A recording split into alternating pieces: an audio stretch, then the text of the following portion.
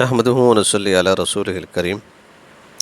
حضرت عبداللہ ابن مسعود رضی اللہ تعالیٰ عنہ فرماتے ہیں کہ نبی کریم صلی اللہ علیہ وسلم کے پاس ایک آدمی آیا اور اس نے کہا، یا رسول اللہ، اللہ کی قسم، میں اپنی جان، اپنے اہل و عیال اور مال کے بارے میں بہت ڈرتا ہوں۔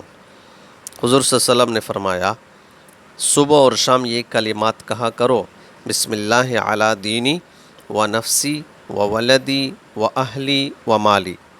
اس آدمی نے یہ کلمات کہنے شروع کر دیے، پھر حضور صلی اللہ علیہ وسلم کی خدمت میں آیا۔